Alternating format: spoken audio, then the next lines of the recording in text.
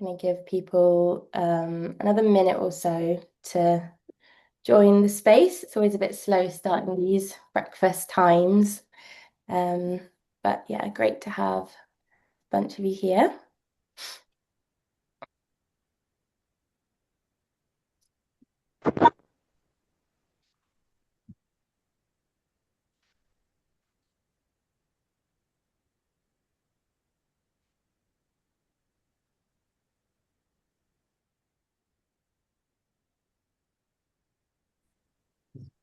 Okay, I'll make a start. And Karine, if you can keep an eye on the weight room.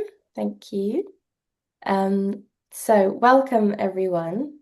Really excited to be holding this space today around this theme of loss and remembering. Um, it's a theme I've wanted to explore for quite a long time, actually. We decided this month was a really good one. So we're sort of sandwiched between Remember Nature Day, the 4th of November, Gustav Metzger's call to action to artists to remember nature, and Lost Species Day, which is coming up on the 30th of November. So before we dive in, I'll just do a quick intro to me and to CDE as usual. So for those of you who haven't met me before, I'm Tesney and I manage the events and communications for Culture Declares Emergency.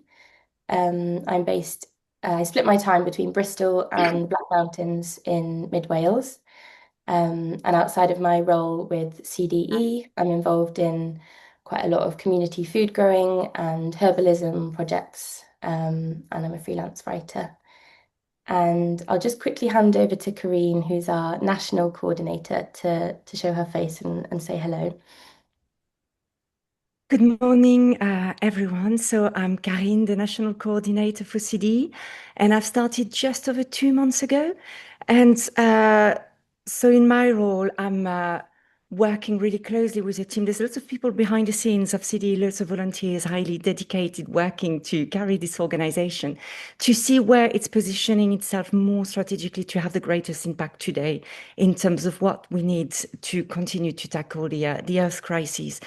Quick overview of my background. I've been involved in the arts for a very long time, and I specialize in working with a climate crisis and the arts and nature crisis for about 15 years through developing partnership with environmental organizations, but also more recently with working with the Arts Council of Wales on the Creative Nature Partnership, where I manage a big program called the Future Wales Fellowship, and developing the first climate justice strategy for the arts in Wales.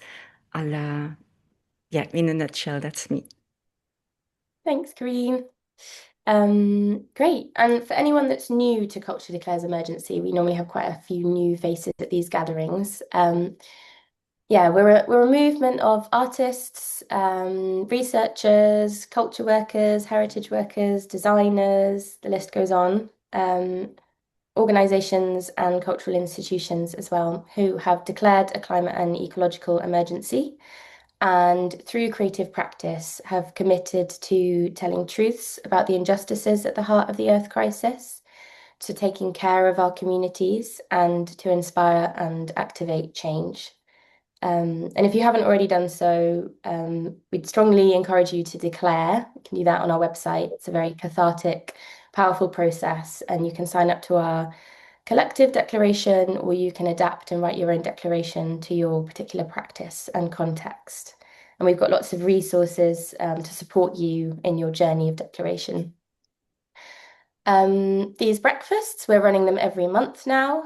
So we alternate between a themed breakfast where we unpack a particular topic together, and then an open space. And the open space is really just for anyone to come, share a little bit about their work, what you're up to, seek advice from the community, offer kind of collaborative work, that sort of thing. And these have been really lovely. So yeah, we'll be running an open space next month. Um, to say these breakfasts, it's really, really important to us that you can show up to these breakfasts however you need to, and that they feel like really comfortable, warm, supportive spaces that aren't contributing to any kind of Zoom fatigue or burnout. So just to know, if you need to have your cameras off, if you want to be out walking and listening through earphones, if you need to be in bed under the duvets, just show up how you need to. These are your spaces, and we really want everyone to feel really comfortable. Um, so with that, let's arrive together. Maybe have a little wiggle, little roll of the shoulders, little movement in the neck. Um, yeah, little stretch out, just coming into our bodies. Maybe you've been awake for a really long time. Maybe you've just woken up. Just arrive. I can see Gabby doing some really epic movement there. Thanks, Gabby. Um, and if you feel comfortable doing so, just gently closing your eyes for a moment and just noticing any connection between your feet and the earth, and just checking in with your body, with what you're carrying today, how you're feeling, how much energy you've got to give to this gathering.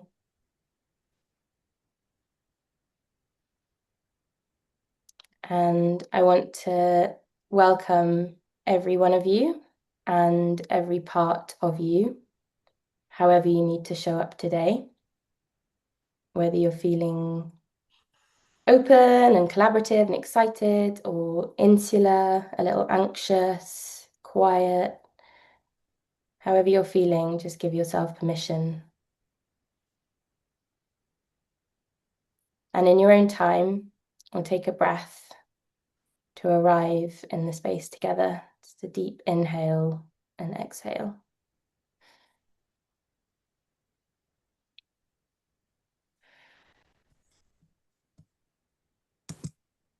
Thanks, everyone.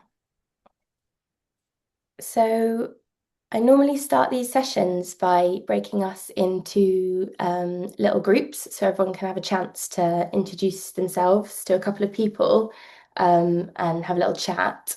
But we've got quite a few people sharing practices today, and I want to make sure we've got enough time for that.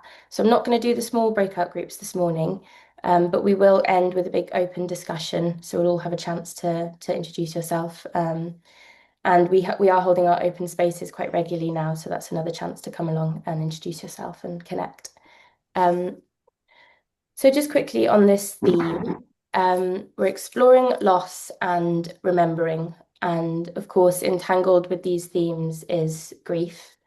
And these are enormous psycho-spiritual, existential, cultural themes that will just be opening a few small doors into today with a perspective shared by our speakers. Um, and I want to name that everyone in the room will have a very different lived experience of loss, perhaps very personal, perhaps very recent, perhaps cultural, ancestral, ecological, spiritual, unnameable. Um, just to really name that and honor that. And if at any point, you need to tap out of these conversations, obviously that's very welcome. Take care of yourself. And I hope we can create a container here that feels really safe and supportive for everyone. I'd also like to name that those from the majority world are experiencing ongoing losses that are driven by violent forces of colonialism and racism and extraction. And I really noticed when thinking about framing this session that there are these sort of two sides of loss and remembering that were kind of dancing together, so to speak. And on one side is the need for acceptance and sort of rituals around acceptance, containers for grief, recognizing that loss is a really inevitable part of life. And in many kind of white European cultures, we've really lost these rituals and practices. And I'm inspired by Frances Weller, Joanna Macy, and many others who talk about grief and pain as being a mirror to our love for the world, and how when we create spaces to really feel and honor pain, um, we're brought back to life. So instead of pathologizing, repressing, our pain, we honor it and we reframe it as compassion. But whilst creating spaces for grief and to honor and remember what we've lost, this doesn't mean that we lose sight of those forces that are driving losses. I've already named colonialism, inequality, violent forces of extraction and exploitation. And losses are not always inevitable or natural or occurring in vacuums. So how, when we gather, can we also draw attention and hold these structures and systems to account? Um, and I'd just like to read a little quote from Rebecca Solnit that Karine drew my attention to,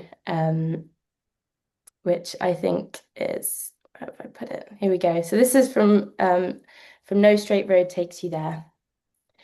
Like refugees leaving a place, we are leaving a time. What should we carry with us? One of the questions that arises for me is what will sustain us through this period? We will need stories more than ever.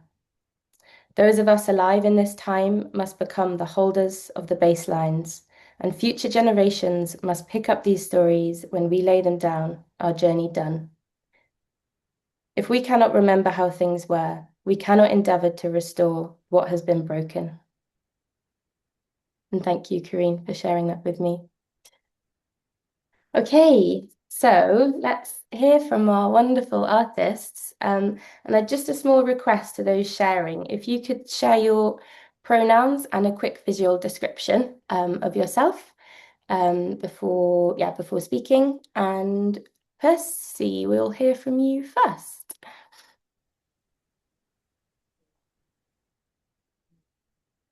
White person with brown curly hair in a ponytail, and I'm wearing a camo shirt, and I've got rather lots of art on the wall behind me. My pronouns are they, them, and I'm living in Brighton, and I've just set my timer for 10 minutes. Sydney, that was such a lovely introduction. Thank you so much. And in a way, I feel like you said quite a lot of the things that I felt like I needed to try to remember to say. I feel quite emotional and quite overwhelmed already. I spend quite a lot of my time, like probably many people do, in a state of like denial or business as usual. And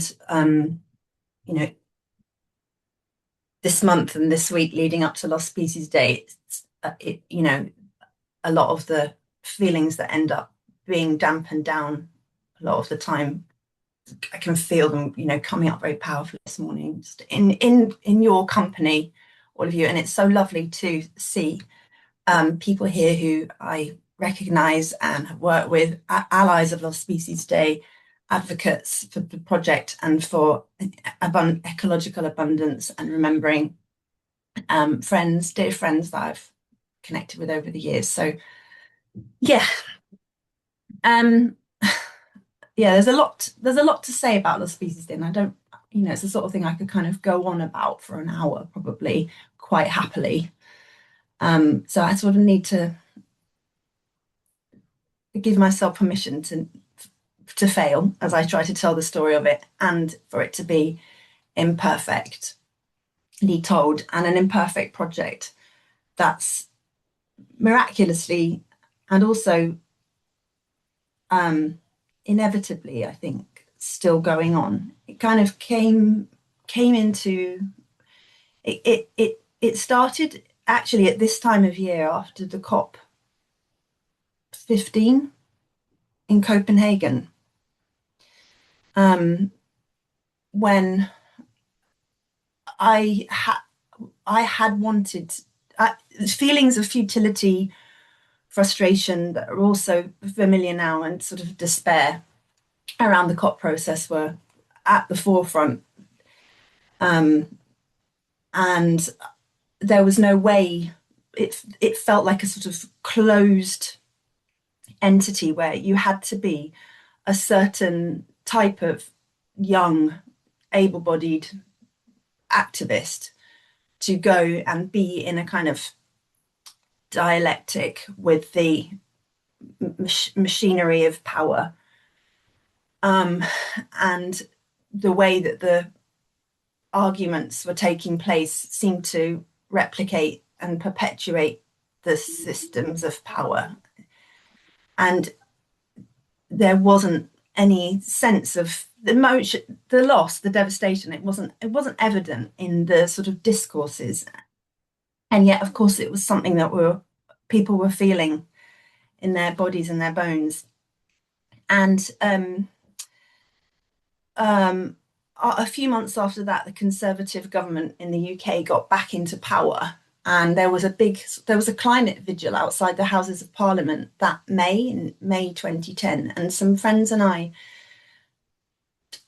that were decided to do something around essentially to make a graveyard outside the Houses of Parliament.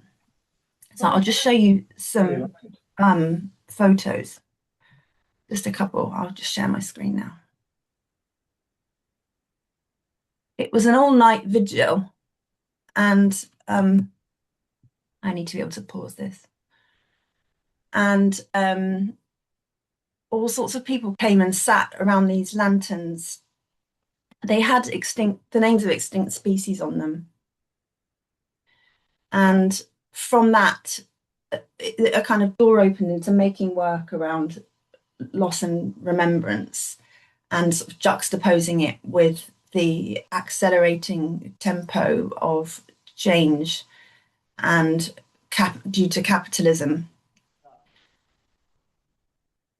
And my best friends and I made a play with a big cast of volunteers that summer called A Funeral for Lost Species, and we did it in a graveyard in Brighton. We did it in a deconsecrated church. I know that some of you came.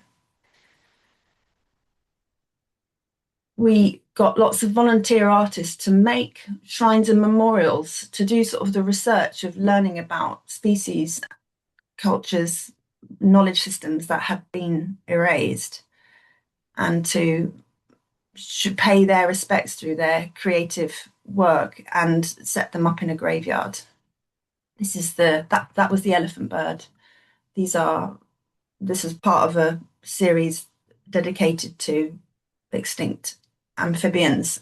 This is the Caribbean monk seal on the right. That's Stella sea cow. This is the Irish elk by Jacob Joyce. And in the background, we've got Camilla Schofield's memorial to the passenger pigeon.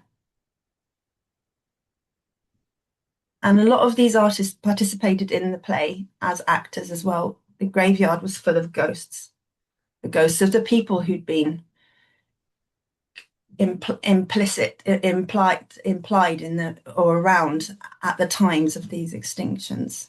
So that's Camilla as a white settler. And there's a little cave for the Honshu wolf in the background. I've only got 3 minutes left. That's the golden toad. That's one of them. That was the first species extinction that was officially due to climate change in the cloud forest of Ecuador. And we were in contact with Martha Crump, who was the white American entomologist who not only discovered the golden toad, in inverted commas, the golden toad, but also discovered that it wasn't there anymore in between the 70s and the 80s. We used sign language and physical theatre, and we played out the sort of tensions. I haven't got more pictures of the actors. That's Lex, who was the kind of animal spirit of the place. We played out that we had archetypes who sort of played out the kind of opposing needs and energies at play in a system where in the Anthropocene, basically. So we had like someone representing the science paradigm, someone representing spirituality and reverence, and kind of the way that those things clashed. Anyway, yeah, I could go on about that play this is sort of showing how, despite systematizing, naming, and understanding, breaking things down into smaller and smaller pieces, the web was collapsing. So it was an immersive piece. We went on to hold more ritual funerals for extinct species. So this was the Caspian tiger. This was at a festival called Uncivilization that was held by the Dark Mountain. And we actually held a series of funerals for extinct large cats. This was the Javan tiger at the South Bank, where it was dismantled in the end, and we made a shrine with children placing the parts of the tiger onto the shrine. And then that autumn, there was the call about basically to hold memorials for extinct species. And this is in Brighton. We had a funeral for the Great Auk, which ended up with it. We tried to give it a Viking burial at sea. We had a plan to set light to it and burn it on the waves. It didn't work out as planned, but we still managed to get it out into the water. This was a funeral for the passenger pigeon. Of course, Lost Species Day gained momentum through the efforts and energy of a coalition of artists and activists. I need to name my company, Feral Theatre, and some of these people. This is Andreas, who co-founded the Life Cairn in Firle. We took a passenger pigeon up to the Life Cairn, and there are actually now a number of life cairns around the world, that probably at least a dozen, which are specifically stone memorials that are additive. They're contemplative spaces for remembering extinctions.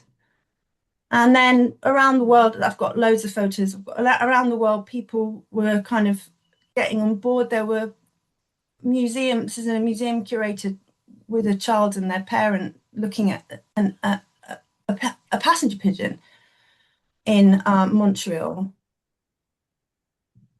And then this was one of Bridget's lovely, lovely projects in South London on the year when we were marking extinctions of pollinators.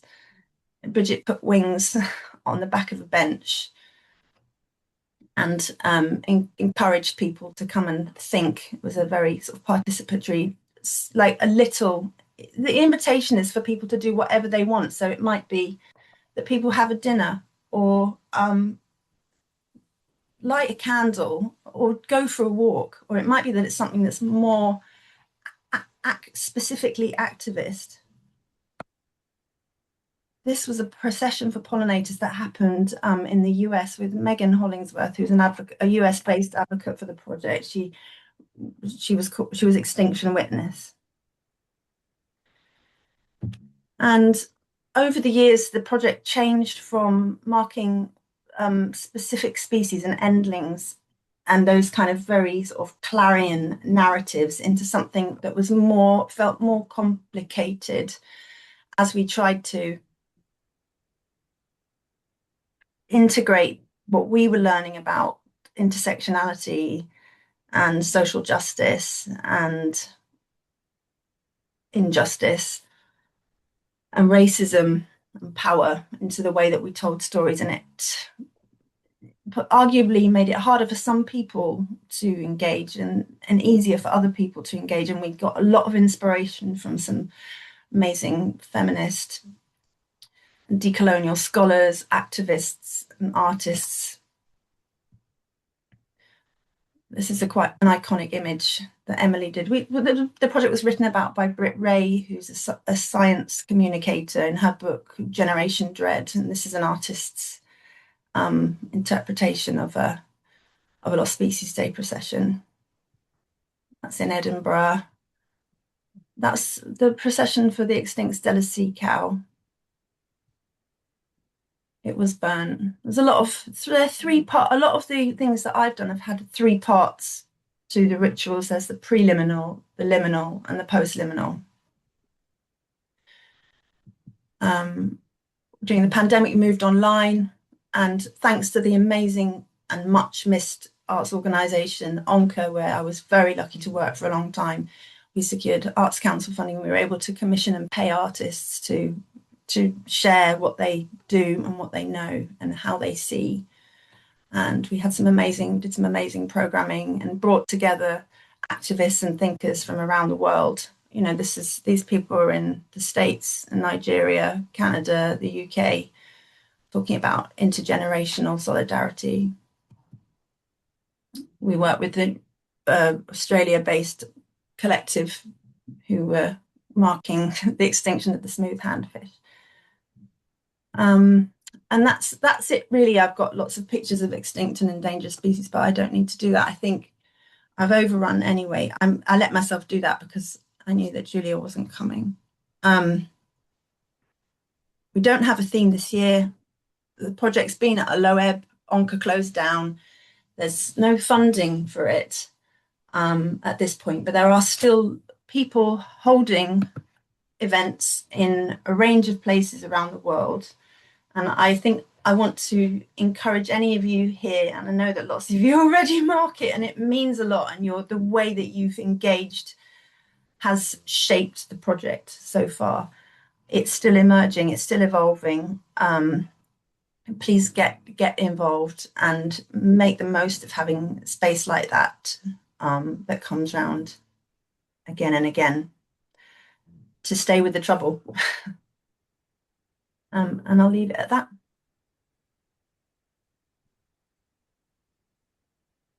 Thank you so much, Percy. Such beautiful pictures, and yeah, so many hearts flying through the screen now.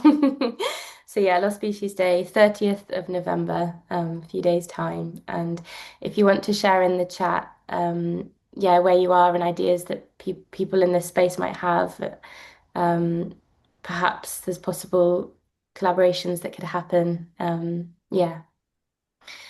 Thank you so much for sharing. We're going to hear Really. now It's so from, nice to come today. yeah, It matters a lot. I'm training as I'm finishing a master's in psychotherapy, and my mind is not, Onca closed. It's not a rough year, but like a year of reorientation. So it's really nice to be here and see everyone.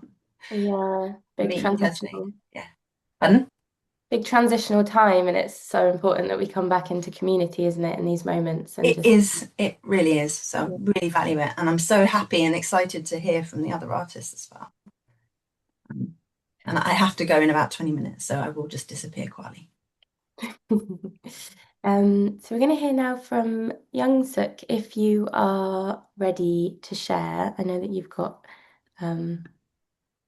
potentially an ill child in the house that you're tending to, but I can see you on the screen, so I'll hand over to you.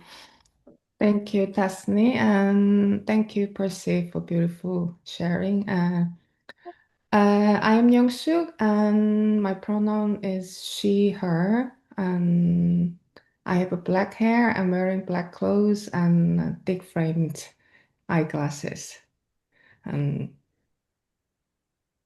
uh, Percy mentioned about the kind of the imperfectness, how the allowing the imperfectness and the ongoingness. I think that's a really important context of grief.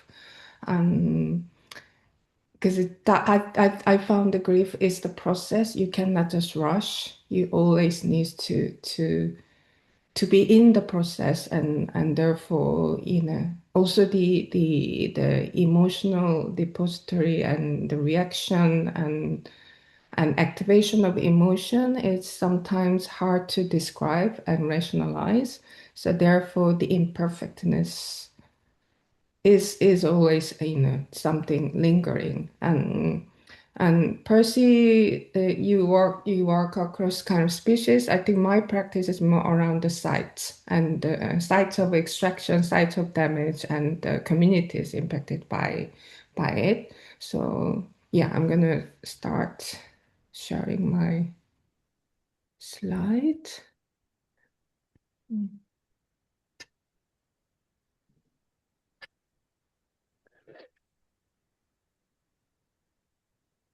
Can you see the slide? Okay. Yeah. So I across multiple sites that has a history of extraction, also ongoing neocolonial, colonial extraction, and and and working around these difficult sites, and the approach to grief is quite particular, and I look at grief as interrogation process.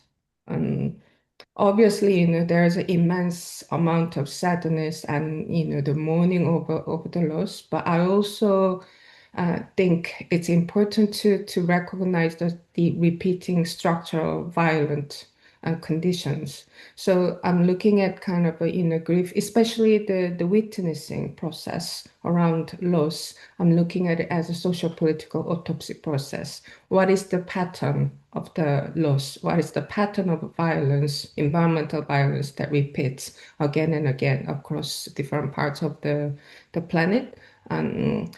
And in terms of organizing, witnessing, and facilitating, interrogating process around the structural conditionings, I also try to bring the context of interspecies narratives.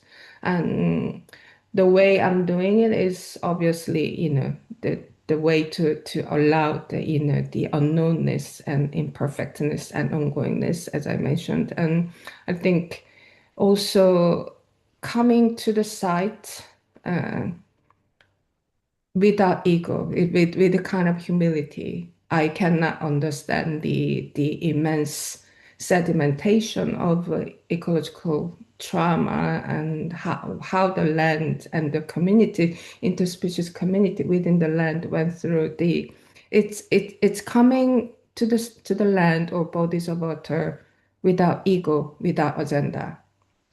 I'm not coming to the site of damage and knowing I'm gonna find out this data, or I'm gonna learn about this scientific narrative. Obviously, you go through all this research, but at the same time, it's very important to allow the space for the land and the bodies of water to unfold by themselves. And so I think for me, field as a knower is really important part of interrogation process and witnessing process to the ecological loss. And so I'm at the moment working, of course, three different sites, the post-mining sites in northern England and the Malaysian rainforest in Perak region, because they have a links through the mining, because Malaysia used to be the largest tin producer under British colonial rule, and that mining investment structure is still ongoing. And also the hydrosphere in central Vietnam, which is attached to the incident SX39. I'm sure you remember the 39 Vietnamese people found dead in the back of a lorry in Essex 2019. And what people really don't know about these people is that they are mainly from two fishing villages in central Vietnam, where the Formosa marine disaster happened. The multinationals still cooperate, dispose the toxic waste into the ocean. And therefore, the fishing and tourism became impossible. That's how these young people decide to cross the border to come to this country and ended in tragedy. So that incident really rebuilt so many violent layers of this extractive, the world system. The one is, the multinational corporates, the neocolonial operation in developing country, and also the brutal border regime. It always comes hand in hand, as Tessany and Percy mentioned, that these are all very intersectional narrative.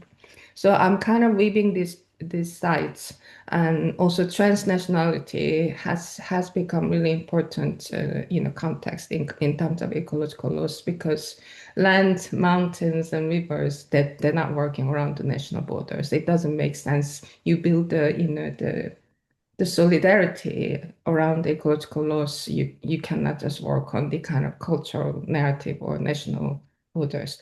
And so So in terms of intersectional, the layer of ecological laws, for example, in the Northern England, the post-mining site, uh, I've been witnessing the organizing the witnessing community with a group of women who are the survivor of domestic violence, and I found that it's really important to intersect ecological trauma and the social trauma, especially in the context of post-industrial town. If you go to any post-industrial town in the UK, probably in other world, the part of the world as well, there is always devastating socioeconomic declining that has often manifests in the high level of violence. You cannot just talk about the ecological disaster, ecological loss without tapping into the struggles of the community.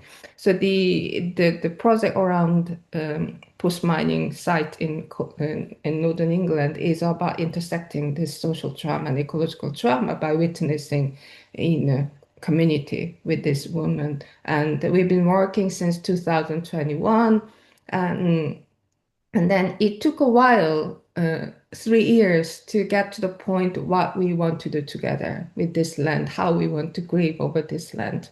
And I said 3 years, and 3 years seems to be a long time, but it is not. As I said, when you invite the land, the field as a knower, it takes just 1 year. I mean, going through full seasonal cycle is a minimum amount just to approach the land. And then it took for me to another 2 years fully understand what we want to do with the land. And when in the slide, there's a kind of a little black patch, and that's the land really has, you know, the site that has been inspiring me, because that land has been refusing to grow anything in last like 3 decades. Um, so the site is called Kolyosmos, the post-mining site, and then it's been vigorously rebouncing. So most of the area is thick green, but only this patch of land is almost as a like a scar. This patch of land wants to be the reminder, and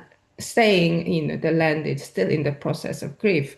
So this is what I'm talking about: land as a knower, land as a kind of writing its own story almost.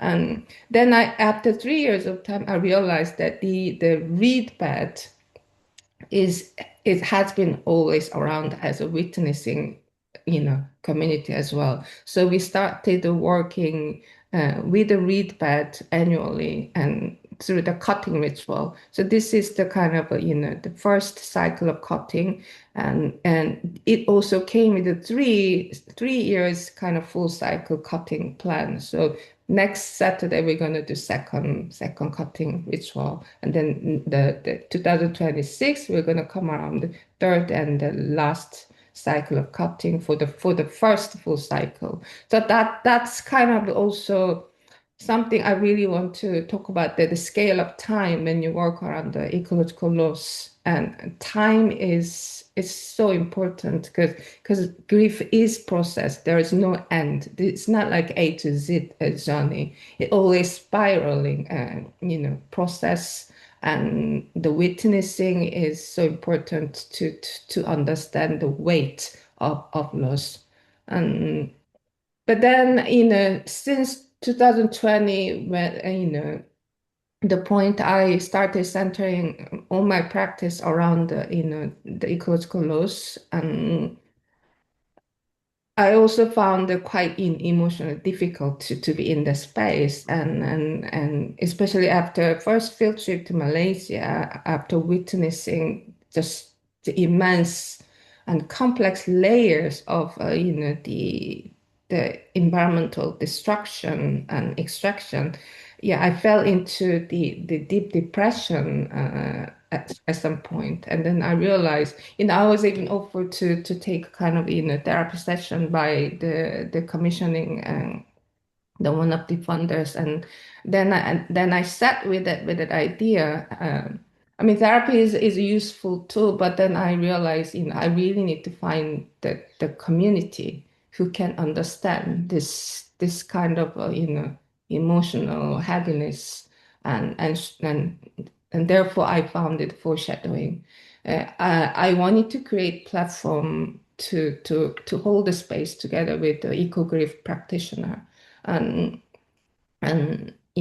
as the word foreshadowing, I think foreshadow is such a beautiful word. You see what's coming by seeing the shadow, and I think that's exactly how we are doing it as a kind of eco grid practitioner.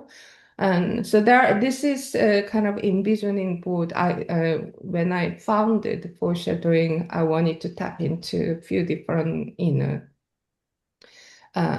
paths. And obviously, first thing is, the holding the space and organizing witnessing community as a way of, doing collective climate interrogation, and also interested in kind of how we can also build collaborative community-led healing infrastructure, not just for human but also all species. And also I personally believe grief should be part of national curriculum. We cannot teach our future generation about love without teaching grief. Without grieving, there is no the completion of love. That's my personal belief. So I think building radical pedagogy around grief, especially interspecies grief, is really important part of the ecological grief practice. Um, and there are also, as an artist, I'm also interested in creative conviction of ecological grief. And then one of the creative conviction could be living memorial. I'm almost allergic to those phallic statue type of memorialization. And I don't think that kind of memorialization would work for the lost species. So I'm interested in inviting other species and form the memorial structure. And I often imagine kind of memorial structure as a seaweed garden for the central Vietnam marine ecosystem, something like that. It also we heavily rely on visibility of those memorials, always in the middle of square or the busy part of public places. I think the memorialization could be more intimate and also could be also invisible as well. But then so it could be story like Percy, you've done a lot of kind of the participatory the gathering. I think a living memorial is also for me to understand the what Anna Singh mentioned about when gathering becomes happening when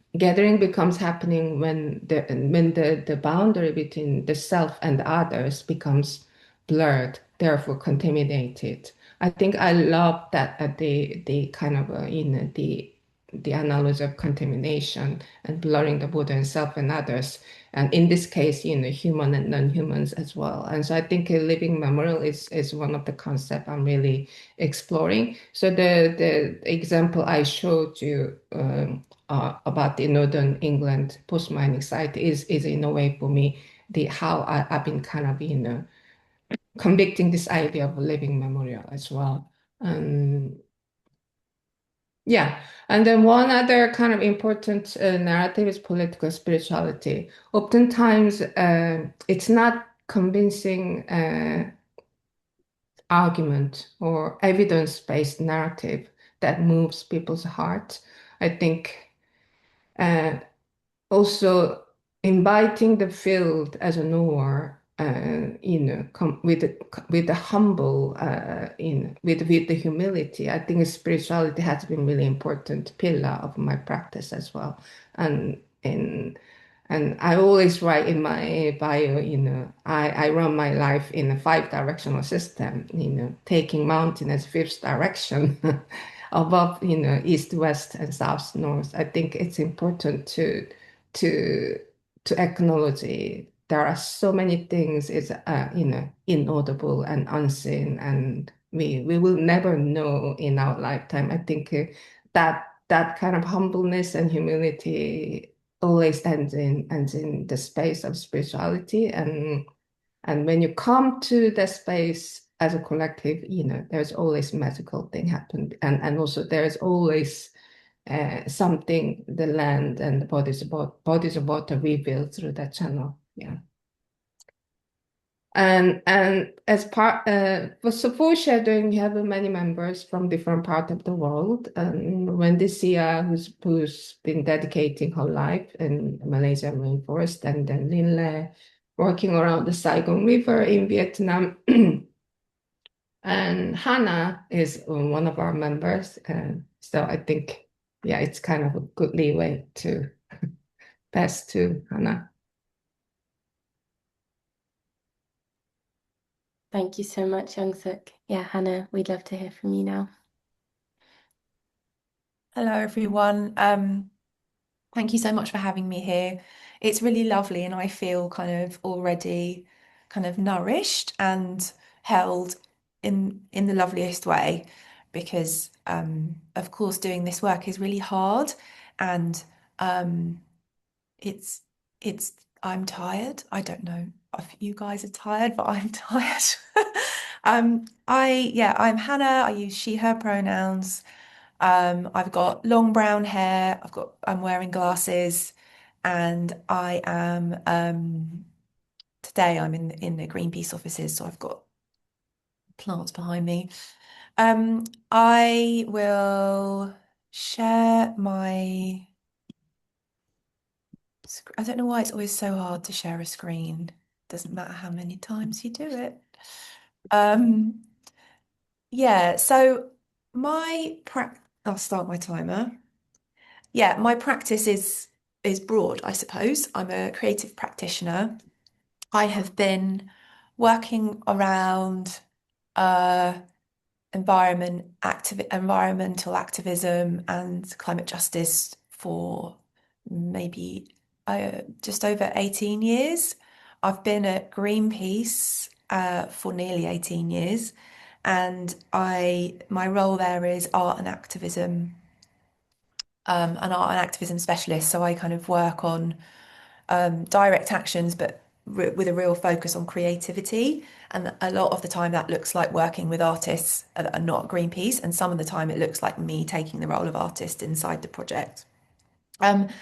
I don't only do that, I also do lots of other things. My kind of something I'm super proud of is Liberate Tate, which I've been part of since the beginning, which is an art collective where we made performance interventions in Tate spaces without permission for 6 years, from 2010 to 2016, to persuade them to drop BP as a sponsor. And we stopped making work because they dropped BP as a sponsor, which is amazing. And you can see there on the right, that's me pouring the oil, and there's a veil. And I think what's interesting is that at the time of doing it, we didn't really talk very much about ecological grief, and people weren't really saying the word eco grief very much then. Well, but you can see its presence because there's a veil, and it was all there was a lot of ritual around it. And we were doing it, but without really talking in those terms. And also I have my own practice, so my own artistic practice, and that's kind of nourishing my activist practice. So it's very small, it's very slow. It happens in my cabin in the woods in Sussex, where I live now, and it is basically kind of like re-enchanting, or looking at re-enchantment and ways of nourishing the harder end of my practice. So it looks like small sculptures that are stuffed with magical things that make me feel happy, but also are kind of quite ritualistic and spiritual and precious. One of the things that I've done at Greenpeace, I think like there was a sort of time in sort of 2020, 2021, when ecological grief and loss and remembering came in with intention into my practice. And that was for a couple of reasons. Like, one reason was I was getting ash from the Amazon rainforest, which is literally the remains, the burnt remains of the Amazon rainforest. And I was getting it for a project, and I didn't know what that was going to be, but it was being dug up for me. This is it. I was going to open it, but it was being dug up from the rainforest to be sent to me here to do something with it that would really support the people that live in the rainforest and the rainforest and everything that lives in the rainforest, and like putting the blame on the corporates that are kind of driving deforestation in the UK. And I devised a project with some others at Greenpeace UK to put this ash at the heart of a project and to open out Greenpeace's work into a more of an artistic sphere and invite artists in. So there was an open call for artists and activists to devise their own interventions with this ash that would be confronting the role of corporates in deforestation. And that's when I met Young Suk. And that ash has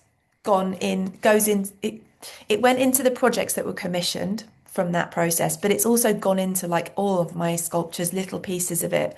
But there was something else that happened when I was gathering this ash, and that was that my father died at the same time. And so I was kind of like moving through the project of bad taste, which is the one with the ashes, holding the ashes of the rainforest in one hand and kind of the ashes of my father in the other hand. And he was a farmer. And I think it just really coalesced in me as like a way of processing this grief, like this personal grief, but also the personal grief accessed was an was a portal into a deeper feeling of ecological grief. And maybe I hadn't really felt that before, because I'd just been doing stuff, because doing stuff is a great catharsis for feeling stuff. And doing activism is a great kind of antidote to feelings of eco-anxiety. So I think there was this moment when grief became sort of firmly embedded in my practice. So it was really kind of wonderful to be invited into the foreshadowing council by Young Suk after the project and carry on like kind of holding on to that and like making space for it with all these other transnational practitioners. So yeah, I'm going to share some specific, like two specific projects from Greenpeace, bearing in mind there's all these other things always going on for me at the same time. Um, so I'm going to share this big flashy one because it's kind of unignorable and has dominated my life for a couple of years. So this summer, I produced this piece for Anish Kapoor on a North Sea, on a gas rig that's owned by Shell in the North Sea. And I tried to do this last year as well, but last year we got all the way up there and then things went wrong and we didn't succeed, which sometimes happens with activism, which is okay, but not okay. Stressful. But yeah, this piece is like really visceral and visceral in a way that Greenpeace can't normally be. And that is one of the reasons that I love working with artists, because you can really say more about grief and loss and violence in ways that Greenpeace can't really do, because Greenpeace keeps very simple with its messaging. But by collaborating with Anish Kapoor and by kind of offering him, we can take you to this space which is the literal site of extraction from the earth, that Shell is extracting the oil out of the earth, actually the gas out of the earth. We can take your work there, and what can you imagine doing in this space? And that was the kind of invitation to him. And this is what he imagined doing. And I think like it's literally showing the violence that's done to the earth. This is like a gas rig. So like there is a big drill that's drilled down into the sea, and then the gas is coming up out of it. And this piece is showing that violence, but it's also speaking to the violence that's suffered by communities all over the world and the worst affected communities in the global south. And it's showing that harm that's done by the climate charged extreme weather that's done by Shell.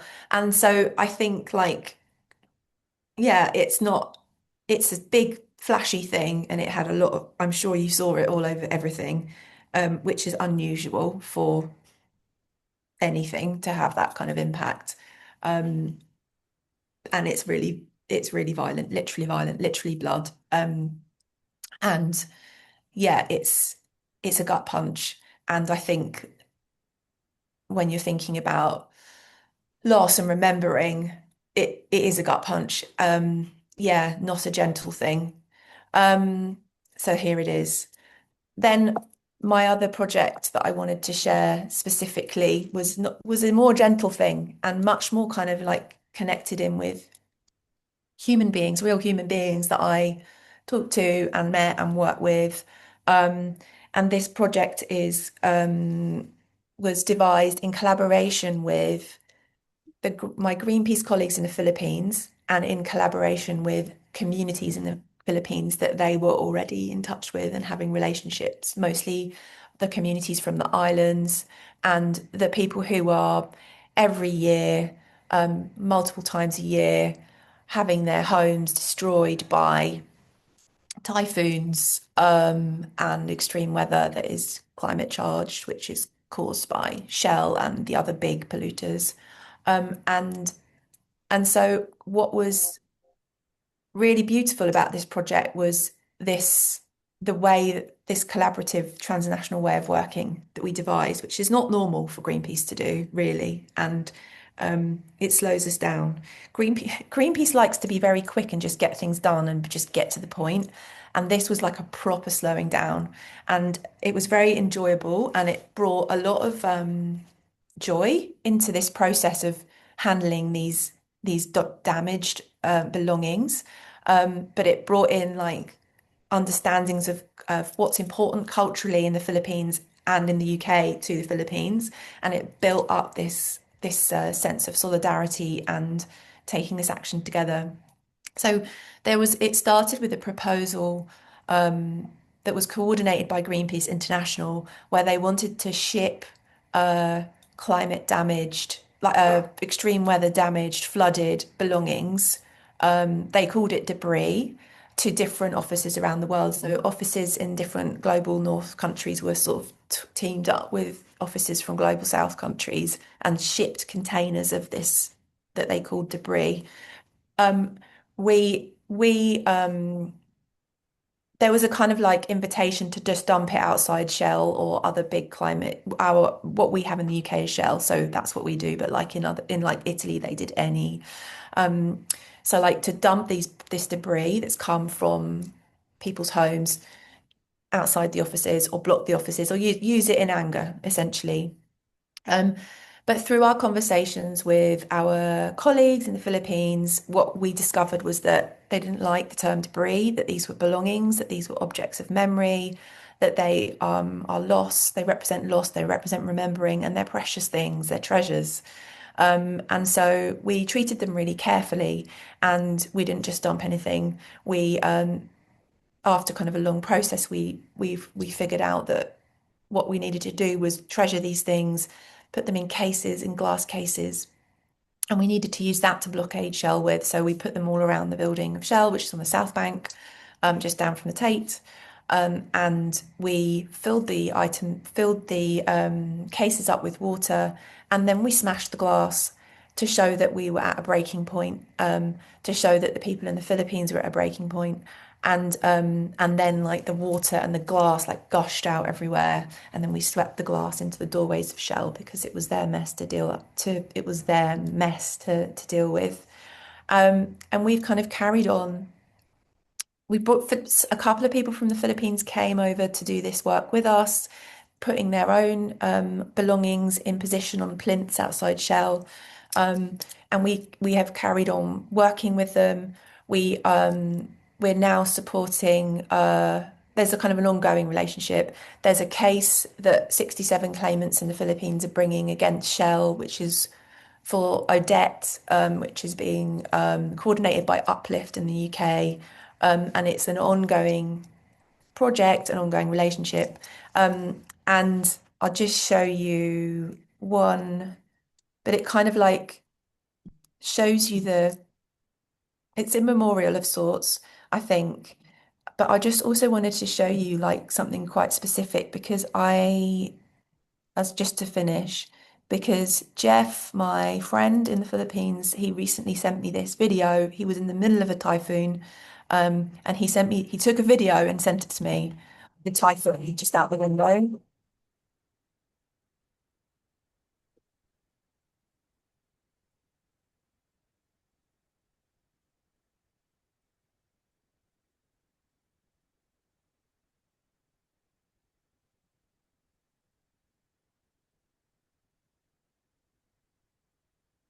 And what was really remarkable to me was that he was just like in awe and wonder at this typhoon. He was like in a building that was shaking, and he was so excited by this typhoon. He was like, "It's amazing," and he was like, "I know I'm not supposed to say that, and it's not what we're campaigning on, but it's also amazing. This like weather." And then of course we're straight back to like thinking about Shell and blaming Shell and like how we can make the polluters pay. But it was just this kind of like moment of appreciation for like and respect for nature and weather and the world and like transnational organizing. But yeah, like that you can hold both things, I think. They hold both things at the same time. Thanks. Well, thank you so much, Hannah. Yeah, thank you. And ending on that note as well, I think so much of this work is about being comfortable with discomfort and sitting with complexity and, yeah, holding multiple things at the same time. Thank you so much. We're going to hear from Merlin now. Hi everyone, nice to see you. I just share my screen.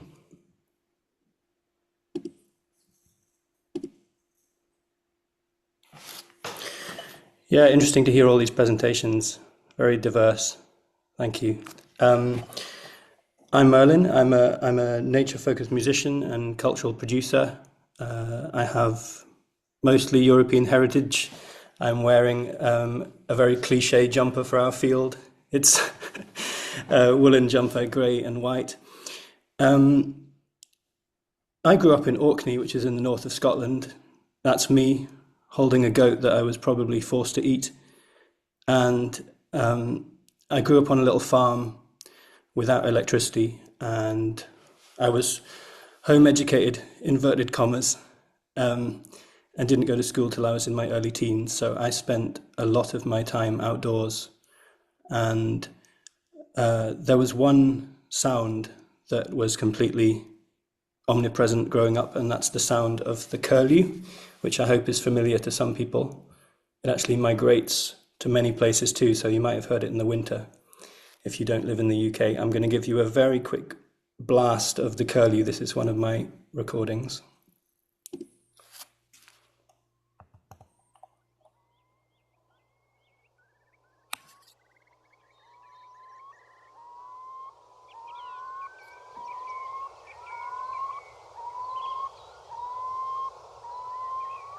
It's coming like a kettle coming to the boil.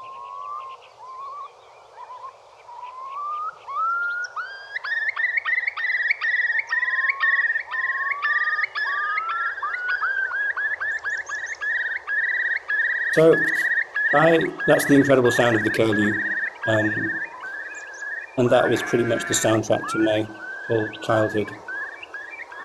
When you home educate people, they tend to develop specialisms, and my siblings did different things, but I was, from a very early age, I was the nature boy, so I was always outside studying birds and other animals. I used to build bird hides out of cupboard doors and just go and sit them down and sit for hours taking notes and things. But then I ended up studying social science and eventually found my way to London, where I sort of, in a way, got a bit lost trying to survive. I was doing all sorts of jobs, selling everything from tea to tables, and I sort of forgot about curlews to an extent. And then I heard the news that they had been incorporated onto the red list of the most endangered birds, and all these memories of their sounds came flooding back. And so I wrote a song called Simadim. Simadim is the word in Orkney for the late summer twilight when the sun just goes below the horizon for a few hours. And in this period of the seasons, the curlews that had come onto the farmland to breed up from the coast, they would have a final late summer disco, and they would just call all night long. And their sounds are very mesmerizing, as you heard. And I would lie in my bed with the window open on a latch and really be just wanting to jump out the window and fly after them and somehow join them. And I remember so vividly the feeling of the sort of pain that I couldn't do that.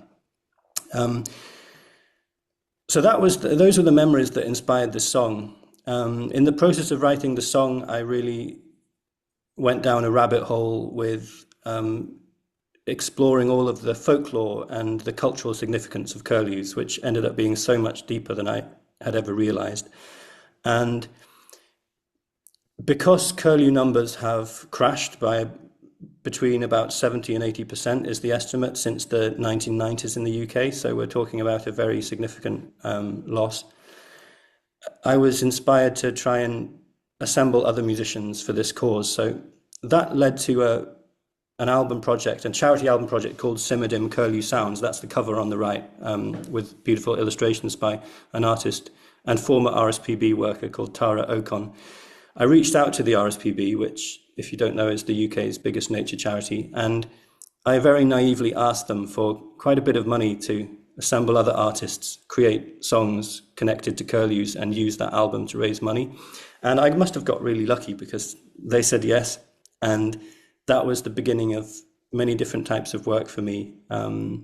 And that album, Simadim Curlew Sounds, has now raised over £15,000 for the RSPB's curlew conservation.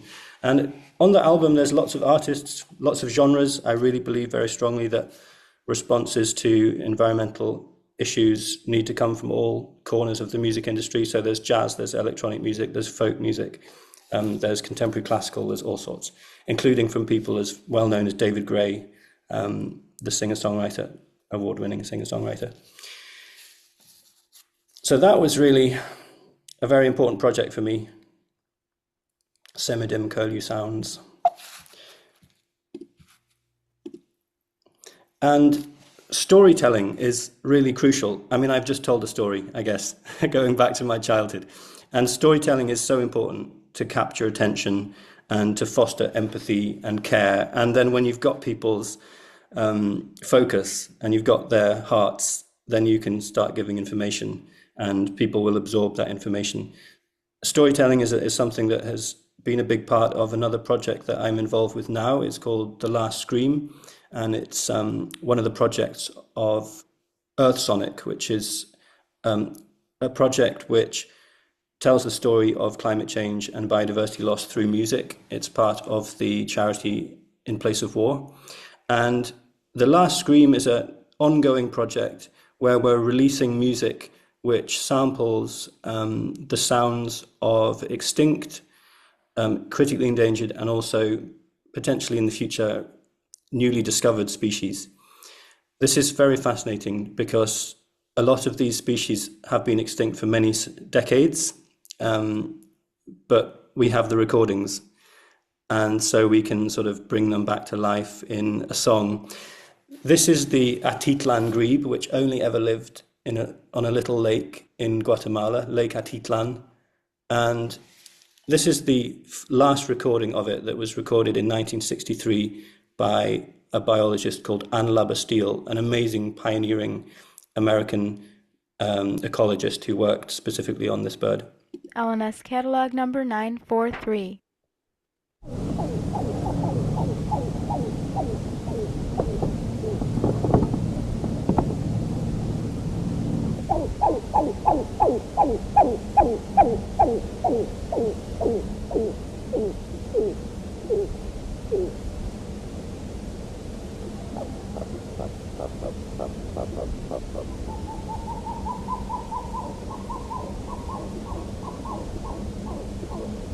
And I ended up passing on these beautiful sounds to two Guatemalan artists. One of them is Chulmica, who is a Cachiquel indigenous artist whose heritage is around the lake, and the other one is an electronic musician called Alex Hense.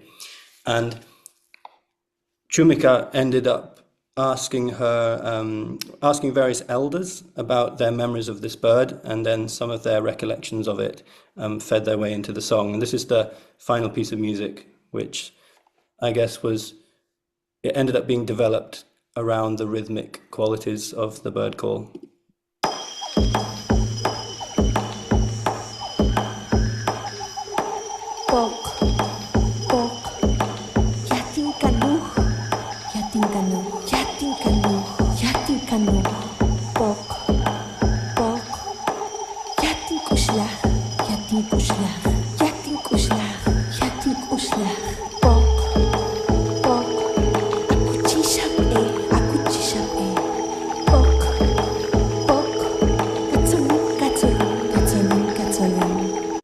So Pok is the local name for this bird, and some of the lyrics are exploring in the Kachkel language the connections between things like the plumage of the bird and the seasons. So it, for example, mentions that when the bird molted, lost certain feathers, that symbolized the time when people would sow their seeds in the fields. We're working with various other species. LMS catalog number We're working 943. with various other species. I don't know why all these sounds are going off. You can find out more about the Last Green project and this song and other songs on the Earth Sonic website. This is under projects. You can find the Last Scream there. At the moment, we're about to release another track which focuses on this bird, which is the dusky seaside sparrow. It has a very different kind of call.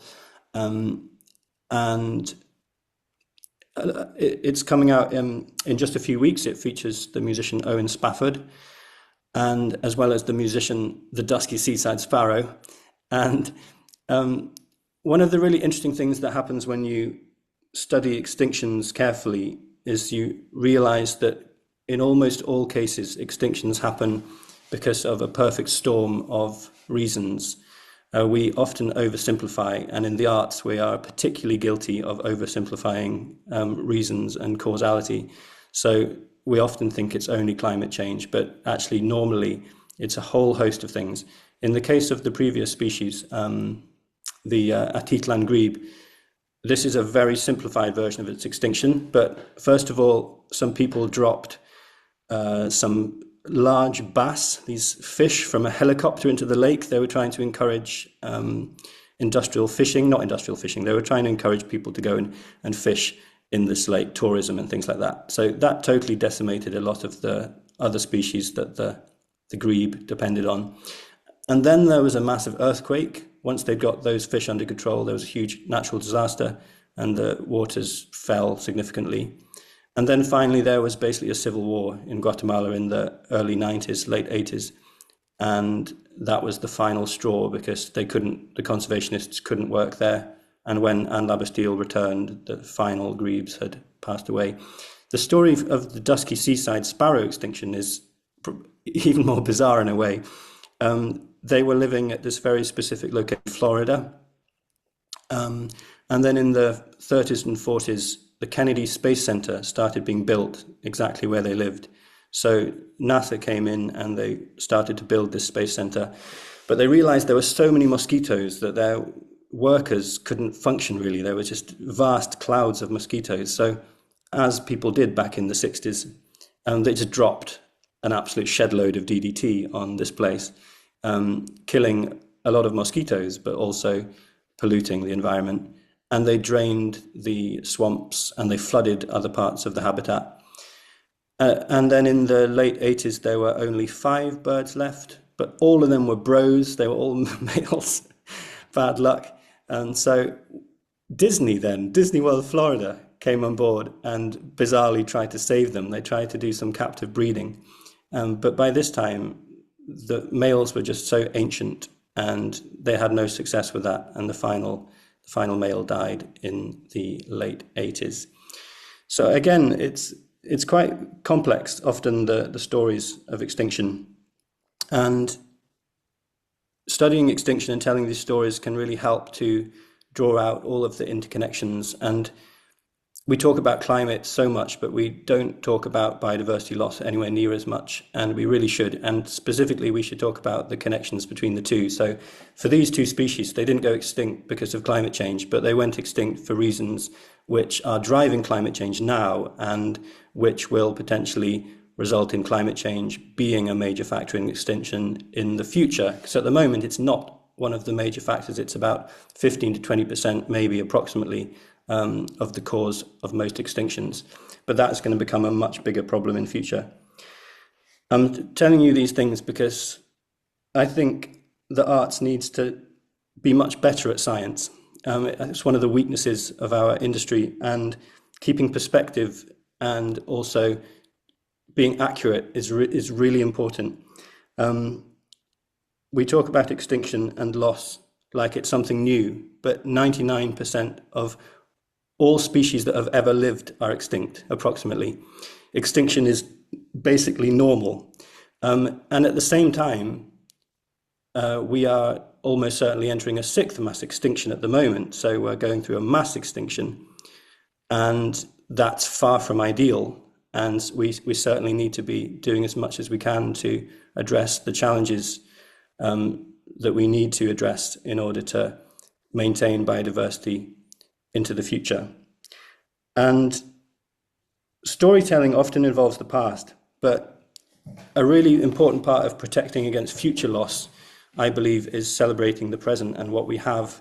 And something that I've been involved with for quite a while is interspecies music making and tapping into the musicality of other species for inspiration. This is the whitethroat. And when I was in my early 20s, I had a absolutely transformational moment with this bird. I'm a very distractible person, but when you do nature soundscape recording, you have to stop and you have to listen. And that's just because you don't want to screw up the recording, so you've got to be absolutely silent and still. I went down to a coastal area of the east coast of Fife, and I was crouched down in a reed bed. I put my headphones on, and because I was being so still, this bird, the whitethroat, came and perched on a branch nearby, and it started to sing this little phrase which I have never forgotten, and it's actually on my website still, this recording. It went something like "doo-doo-doo-doo-doo," and it would repeat that every few moments, and sometimes it would add this little coda to the end, "doo-doo-doo." And because I was listening so intently and carefully, I experienced it as music, and I started thinking to myself, well, it's got pitch control, it's got melody, it's got repetition, it's got timbre, it's got structure. All of these aspects of musicality, which are, by the way, they are not radical definitions of music by any means. It's quite a conservative definition of what music is. And in this moment, I realized, without any question for me, that musicality is not only human, it extends way out into lots of other species. And there's so much there to be inspired by. And this approach and this way of thinking has led me to create a few things. I would say that this album, it happens to be on my table, the Simidim album, was the start of that. There were interspecies pieces by other artists, for sure. For example, Cosmo Sheldrake made a track sampling my Curly recordings, which is clearly interspecies. But what does interspecies music mean anyway? So for me, it means, and it's a working definition, but really it means music that couldn't be made by one species alone. And in that sense, Simidim, the song that sparked the Curly project, is also an interspecies song, because lots of the folklore that wouldn't exist without that bird is channeled into that song. But with my debut album that just came out in October, I have started to make much more obviously interspecies music, maybe. This is the cover. That's me as a child with my unfortunately MAGA-esque cap. And this is the green shank on the right, which is a bird which I've sampled on a song called The Gathering Place. I'm not going to play that song, but you can feel free to go and listen to it if you're curious. With this song, I recorded the calls of the greenshank, which are very percussive, very sort of like stabbing sounds, and I used those sounds to provide the starting point for the musicality of a piece called The Gathering Place. But I want to finish with one which is maybe more bizarre and interesting. In some ways, it's called Karuru, and it's inspired by and built around a soundscape of Brazilian amphibians recorded by an incredible biologist called Mariana Hetusi Ponches. She studies mostly this critically endangered toad called the admirable red-bellied toad. But this toad is mostly active during the daytime, and it's not particularly easy to find. So her evenings were a bit empty. So one night she went down to this little adjacent pond and she recorded lots of more common Brazilian frogs and toads, just common ones. But even the common ones, they sound amazing.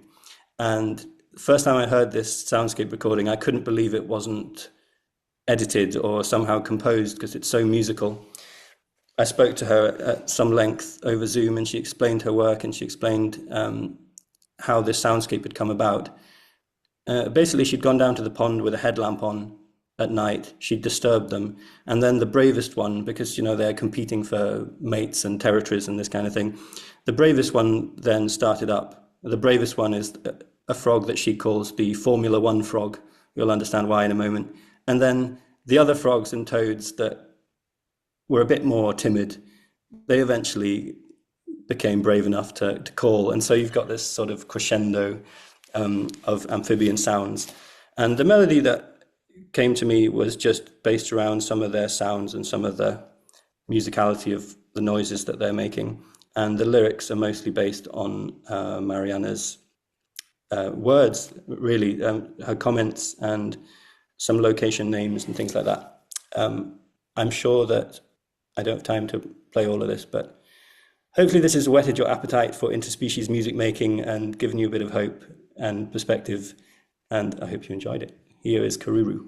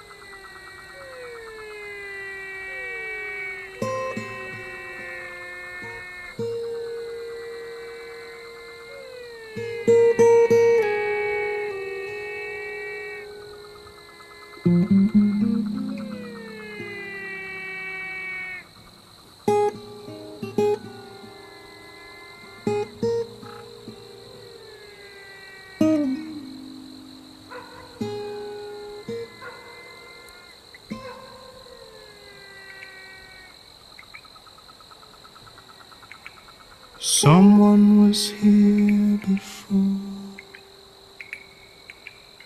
us at the water's edge, so we sit and wait release.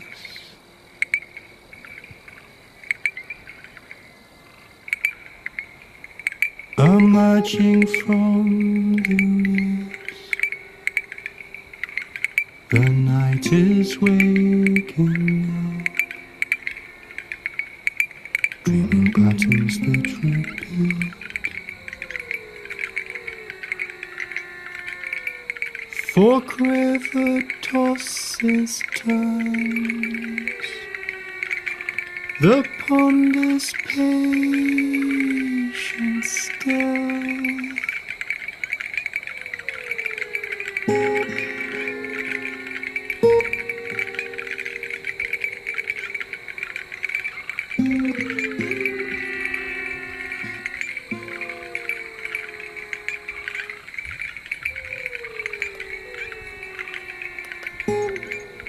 Brejo, em Viral de Janeiro, Arvorezinha, Rio Grande do Sul.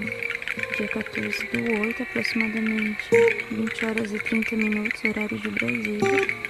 Deve estar uns 15 graus. E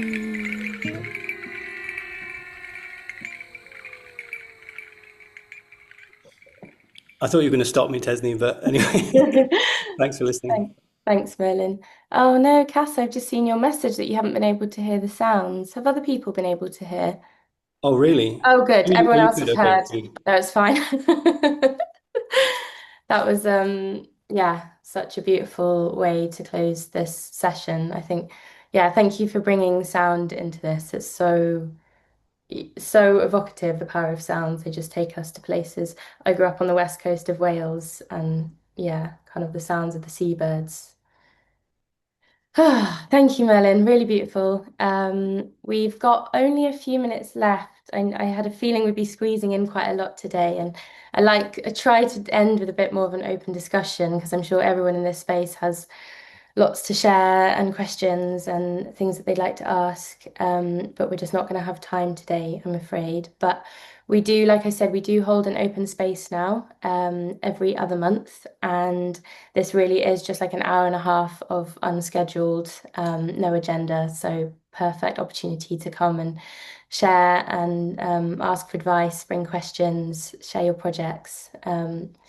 We've got a newsletter, a Substack, which I'll send a link to in the chat and encourage you to sign up.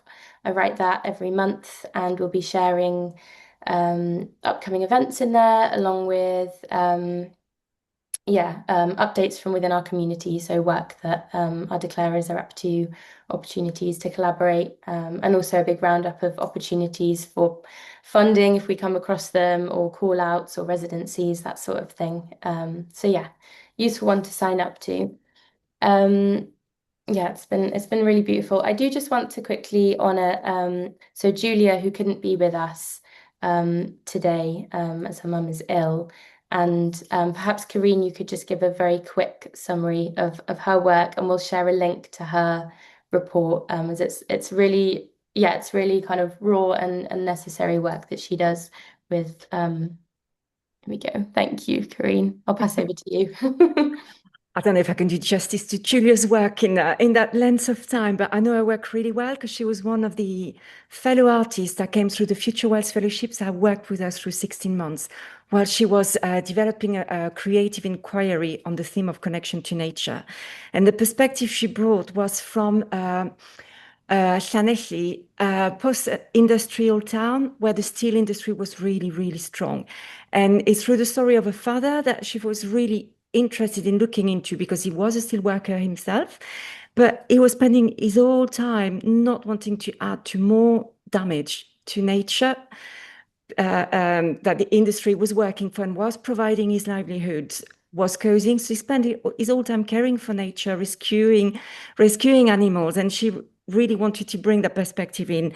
And why it was so interesting is that it goes again all the prejudices or assumptions we can make that people maybe of certain class or living in certain areas or working for certain sectors have no awareness of Earth crisis or have no connection to nature and don't care about it. And this is absolutely wrong.